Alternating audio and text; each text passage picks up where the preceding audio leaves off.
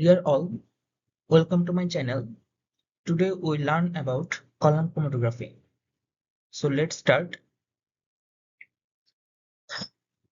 Column chromatography is a separation technique in which components of mixture is separated by using glass column packed with stationary phase and the liquid mobile phase flowing continuously through the column. So we can see here this is a column and this is the stationary phase, and we input the sample. Here the separation occurs and ultimately we get the elements. So there is a cotton plug here. The mobile phase flow in that direction. This is the column and sample is applied here. The classification of chromatography according to physical state of mobile phase, we can see here it can be divided into two phases. One is liquid and another is gas. Liquid mobile phase incorporates in liquid chromatography, whereas gas is used in gas chromatography. However, liquid chromatography can be divided into two types. One is liquid solid chromatography, for example, TLC, SPTLC, SPLC, and another is liquid liquid chromatography, that is column partition chromatography or paper partition chromatography, etc. However, classification can be done based upon the physical nature of stationary phase. For example, it can be solid and it can be liquid. If it is solid, then it is called adsorption chromatography because in this case, the separation occurred by adsorption. The examples include column adsorption, ion exchange, size exclusion, and another one is partition chromatography. Uh, for example, column partition, paper partition. In that chromatography, separation occurred by partitioning. However, classification can be based on polarity of stationary phase and mobile phase, and it can be of two types. For example, normal phase and another one is reverse phase. Uh, in case of normal phase, we use polar silica, and the stationary phase is polar, then a mobile phase would be non-polar. And in case of reverse phase, we modify our polar silica into some non-polar components. That's why stationary phase is non-polar and mobile phase is polar. So let's see some definition before the procedure. First one is solvent. It is mobile phase with no affinity to the stationary phase and no effect on solutes. Then elute. Any liquid that has lesser affinity to the stationary phase than solutes but is capable of moving them out of the column. And last one is elute. Fraction of elute containing a required specific substance. That is, elute is applied and elute is uh, come down from the column. And the last one is retention volume or retardation volume. Volume of mobile phase that passes out the column before elution of a specific substance. So classification of column chromatography, it can be classified into two types. That is, one is gravity column. This is commonly used in our lab, and another is flash column. So gravity column, as the name suggests, if the solvent is allowed to flow down the column by gravity, it is called gravity column. And another is flash chromatography, that is we are using some pressure. Okay, if the solvent is forced down the column by positive air pressure, it's called flash column chromatography, currently used in organic chemistry research laboratories. However, there are two principles of column chromatography. One is adsorption and another one is partition.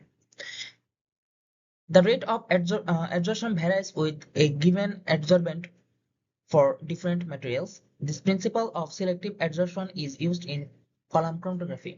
A compound attracted more strongly by a mobile phase will move repeatedly through the column, and the elute from or come off the column dissolved in the eluent. In contrast, a compound more strongly attracted to the stationary phase will move slowly through the column, thus the compounds are separated. The various bands present in the column become more defined.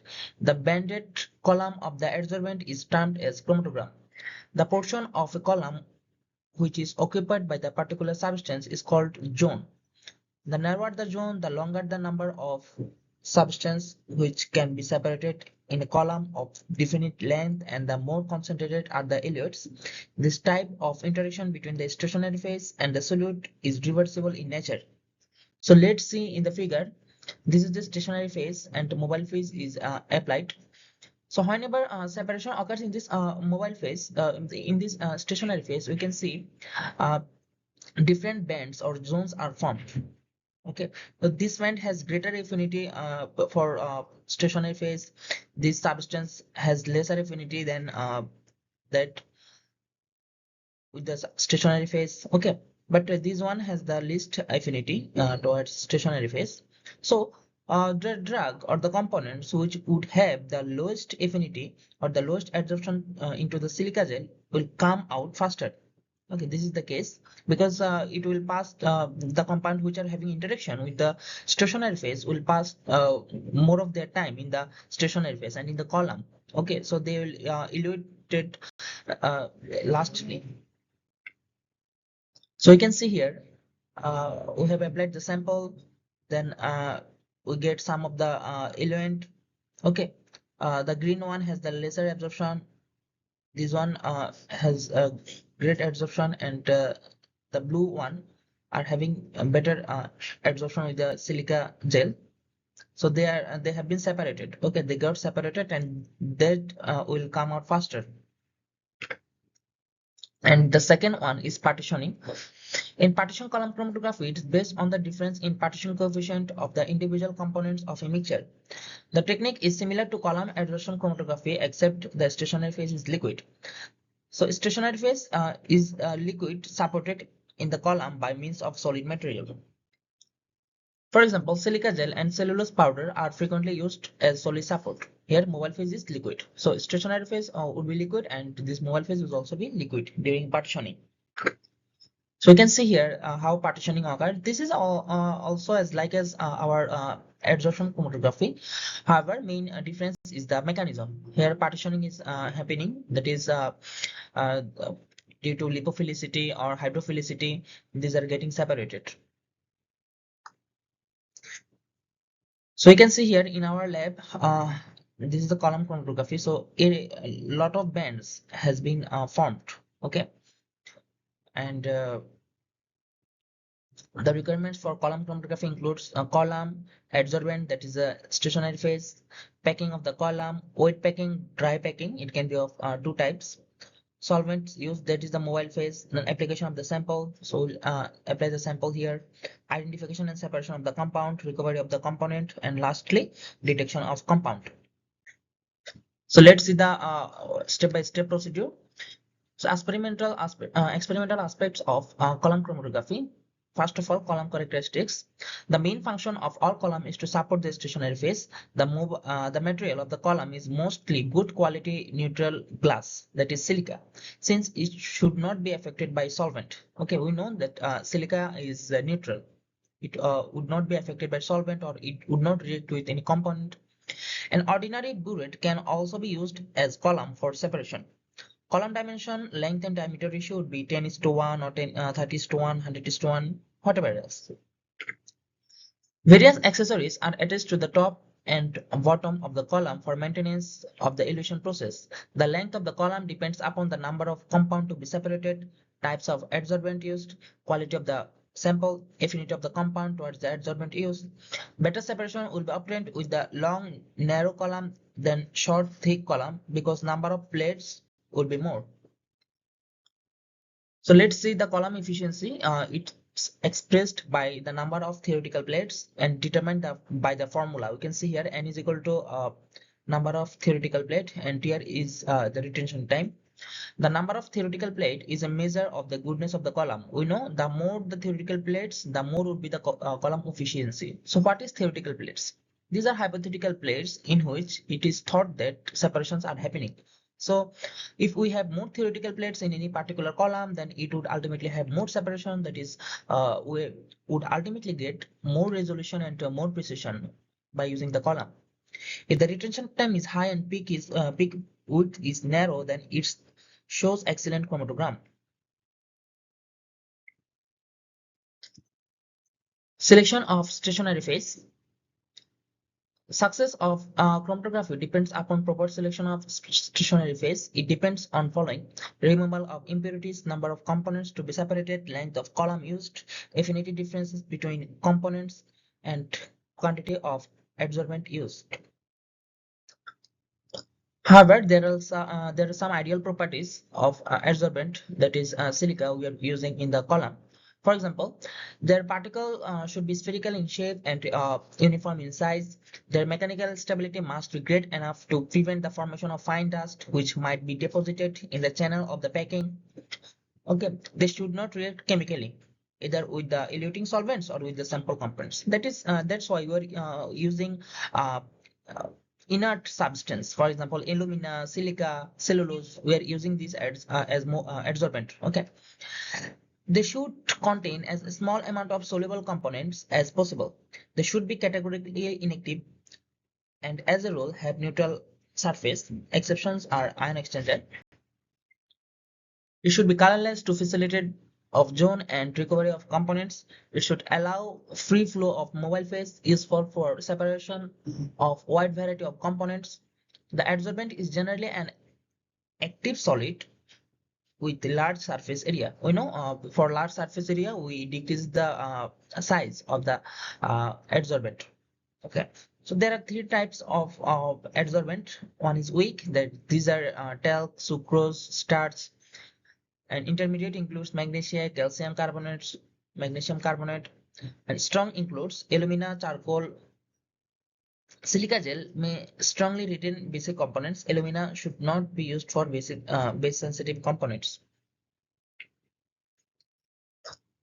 So great series of adsorbents: sucrose, inulin, talc, sodium carbonate, calcium phosphate, magnesium carbonate, magnesium carbonate, magnesium mixture, lime, activated magnesium, silicate, activated alumina, fullerenes, earth, inulin. So let's dive into the mobile phase. They act as solvent, developer, and elute, because mobile phase will ultimately make the components out of the column. The function of a mobile phase are as developing agent. Developing agent means these will ultimately help in separation of the components. Okay. To introduce the mixture into the column as solvent, we know for sample preparation we dissolve the uh, components in mobile phase. As developing agent, to remove pure components out of the column as eluent. The choice of the solvent is depend on the solubility characteristics of the mixture. The solvents should be sufficiently low boiling point to permit ready recovery of eluted material. However, polarity is seen the most important factor in adsorption chromatography. Different mobile phases are used in increasing order of polarity. For example, petroleum ether, carbon tetrachloride, cyclohexane, ether, acetone, benzene, toluene, star water, etc.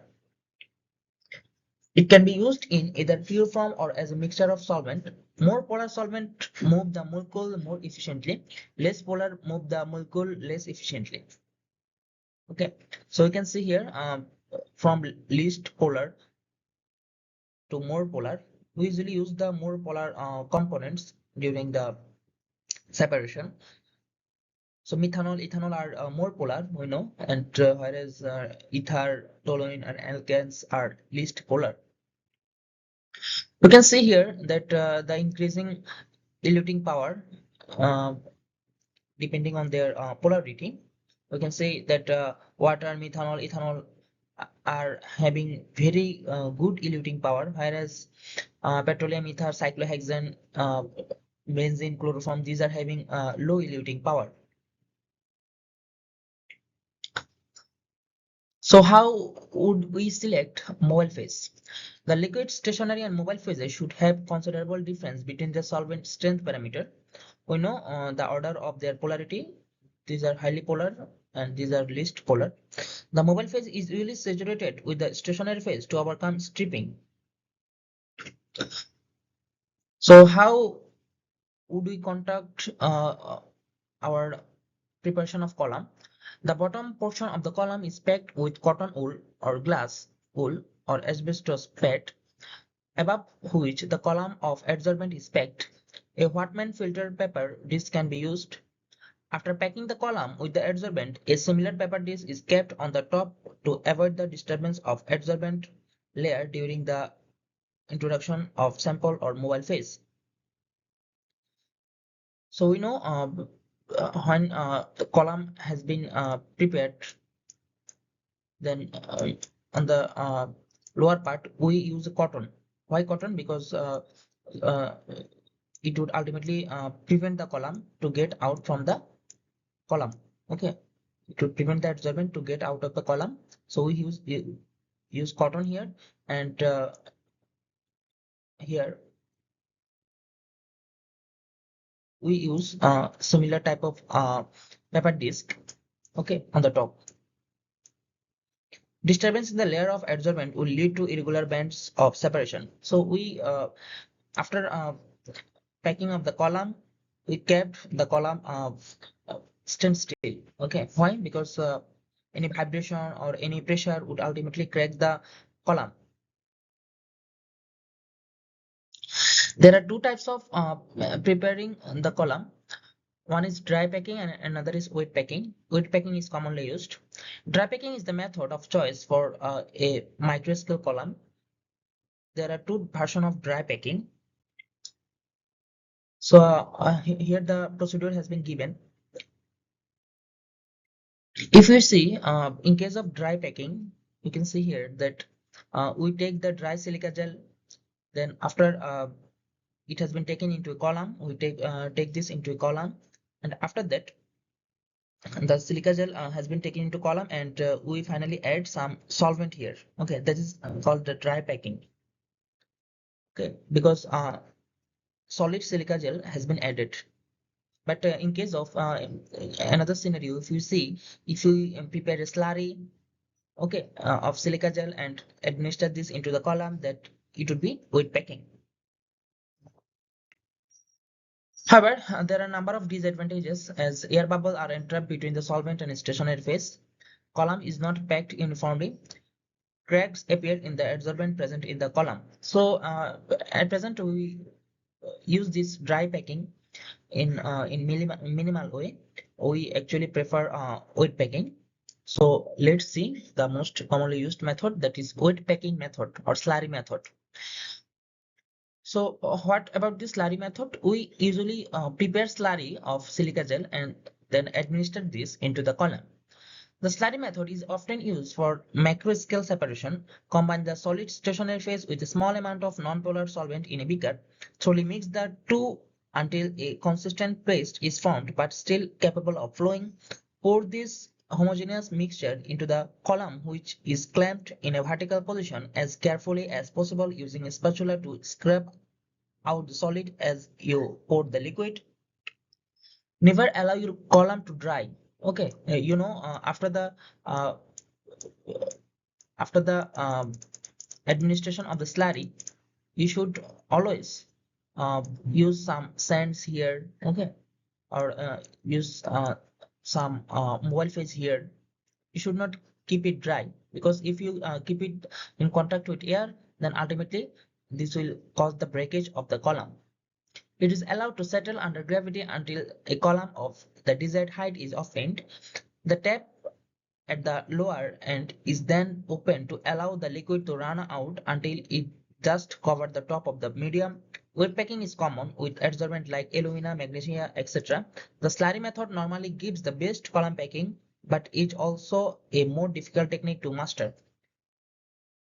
Whether the dry or slurry method is chosen, the most important aspect of packing the column is creating an evenly distributed and packed stationary phase. As mentioned, cracks, air bubbles, and channeling will lead to pore separation. So we should be very careful about this phenomenon, because if cracks or air bubbles or channeling happened in the stationary phase, then it will ultimately result in pore separation or isolation of our compound. So you can see here the wet packing method. We have prepared the slurry. This is the silica gel. This is the solvent. We have prepared the slurry and we are administering this into our column. So we have prepared the stationary phase. We have taken the mobile phase. Then it's our duty to prepare the sample. or to introduce the sample. Okay, so it can be also given in two ways, that is wet application and another is dry loading. So wet application means we will dissolve the sample in mobile phase, and dry loading means we would ultimately administer the sample as dry.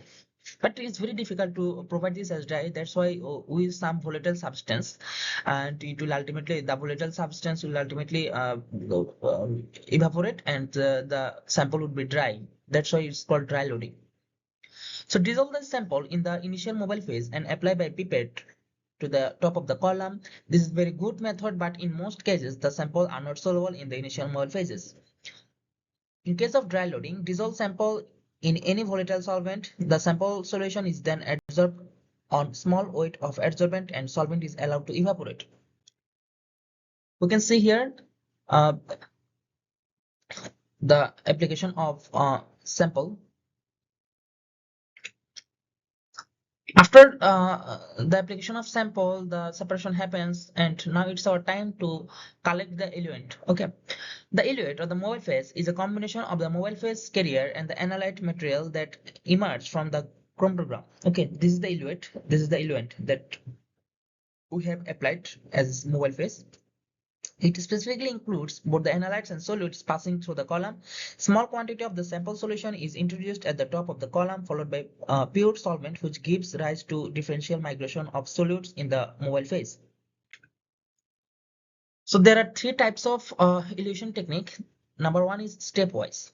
That is, stepwise means we'll use different polarity of solvent one by one, step by step. And another one is gradient, and another one is isocratic. So in gradient we use a different ratio of mobile phase. For example, methanol and water, at the very beginning we are keeping these 80 and 20s to methanol and water, and on the late state we are using 10 is to 90 of methanol and water. Okay, so let's start with stepwise elution. In this method, a series of eluent with increasing eluting power are used to separate components which are having greater affinity towards the stationary phase. Solvents of gradually increasing polarity or increasing elution strength is used. Example, initially benzene, then chloroform, then ethyl acetate, then methanol.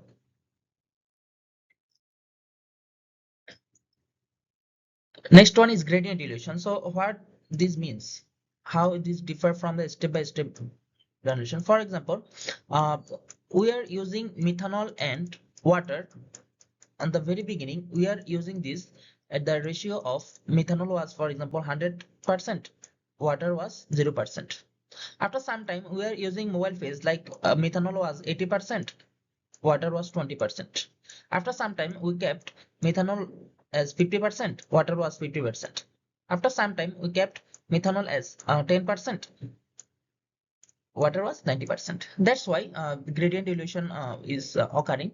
So in gradient dilution, we kept two mobile phase, and their ratio is important, and their ratio is getting changed on step by step. Okay, in this method, components are separated by varying the composition of the eluent. That is the composition of the eluent. In gradient elution, a modulator is often used in the mobile phase to adjust the eluent strength for better result in chromatographic separation. Compared with isocratic elution, the modulator concentration is the mobile phase in gradient elution is increased or decreased. Okay, for example, this is the modulator. Methanol is the modulator. Its concentration is changed. For example, it's 100% concentration, then after that it's 80% concentration, after that it's 50%. Its concentration is getting changed. Therefore, gradient elution can be used to separate components which have a wide range of retentivity with no loss of resolution. Gradient elution is able to produce high peak height in a shorter operation cycle compared with isocratic elution. Okay, this gradient elution is more preferable for better separation and isolation than any other elution technique. For these reasons, gradient elution has been widely used in high performance liquid chromatography for analytical purpose. Increasingly, gradient elution is applied to preparative and large-scale chromatography for separation of various macromolecules such as protein. And last one is isocratic elution. In isocratic elution, we use the same solvent composition or solvent of same polarity throughout the process of separation. For example, methanol is used. from the very beginning up to the ending of our procedure, we are using this methanol or H2O ratio in 50-50 ratio. We are using this ratio for the very last of the our separation. Okay, we have taken the elute. So what's our next function? That is to detect the compounds. Okay, we have now the fraction is in our hand. Okay, is in the test tube. Okay, so how will you detect the compounds? If the mixture to be separated contain colored compound, then monitoring the column is very simple. Okay, if it is colored, is okay, but the colored band will move down the column along with the solvent as they approach the end of the column, collect the color in individual containers. However, most organic molecules are colorless. To detect the components which are colorless, several techniques depending on their properties like absorption of radiation, refractive index, TLC, fluorescence are used. Okay, we have already learned in our last semester that we can detect any components by fluorescence spectroscopy, UV spectroscopy, okay, or TLC, refractive index spectroscopy, whatever the spectroscopy is. Solution of the sample we can see here A, B, C. So A has least affinity towards stationary phase. That's why A is getting out faster. Okay. If you if we observe this in the TLC, we'll find this. Okay, because they are having greater affinity for mobile phase. Okay, that's why A is in the is coming out very faster here in the TLC that we'll learn in our next chapter. A is getting very fast here. Okay. B is getting in medium rate and C has greater affinity for stationary phase. That's why this is retaining here. This is the case also for here. C is having the greater affinity for stationary phase. That's why C is here. B is having medium affinity for stationary phase, and A is having the least affinity for stationary phase. So fractions can be collected in test tube, vials, beaker, or uh, Allenmeyer flask. So there are a number of factors affecting column efficiency. So nature of the solvent, you know, the polarity of the solvent and their viscosity will ultimately affect the column efficiency or the separation. The dimension of the column. Okay, if the our column has a greater dimension or the have a better length, then it would ultimately have better separation. If our column dimension is smaller, okay, it will have the very poor dimension, poor separation. So pore diameter of column packing, then particle size of adsorbent. We know the more smaller the particle size, okay, the more would be the separation, the more would be the column efficiency. Okay, this has been given here. Pressure. Sometimes we apply pressure, okay, for better separation or the faster separation. High pressure above the column by maintaining a column of liquid on top of the column. Low pressure below the column by applying vacuum using the vacuum pump. Okay, high or low, both pressure can be applied. Temperature. Okay, we know increasing the temperature would ultimately increase any kinetic energy or any velocity. So speed of the elution would ultimately increase with high temperature. Quality and uniformity of the column packing. So proper slurry packing, tapping or dry packing are crucial for better separation. Quality and activation state of adsorbent. You know, too much adsorbed water reduce efficiency. So the adsorbent should be high quality. Presence of air bubble or channeling. You know, air bubble or channeling will ultimately cause peak broadening. We have learned this earlier that if your separation is quite good, then you ultimately have a peak like that. If your separation is not good or you during your separation you have some air bubble or air broadening or channeling or crack, your separation will be like that. You ultimately have a peak look like that. Okay, you know that is a good separation, but that was not a good separation. The peak has broadened. Viscosity and composition of the mobile phase will also ultimately impact the column separation. So the basic applications of column chromatography in the separation of mixture, we can use this for removal of impurities and purification of compounds, determination of homogeneity of chemical substance, identification of unknown compounds, used in the separation of geometrical isomers, diastereomers, racemers, separation of inorganic anions or cations, concentrated of substance from dilute solutions such as those obtained when natural products are extracted with large volume of the solvents from the leaves of the plant, trees, roots. So there are a number of advantages of column chromatography. For example, any type of mixture can be separated, and a quantity of mixture can be separated. Wider choice of mobile phase. We have seen that a lot of mobile phases can be used here. Automation is possible. However, a number of disadvantages. This is time consuming. More amount of mobile phase are required. Automation makes the technique more complicated and expensive. So these are all from our lecture. If you have any confusion regarding this chapter, please inform me in the comment section. Thank you.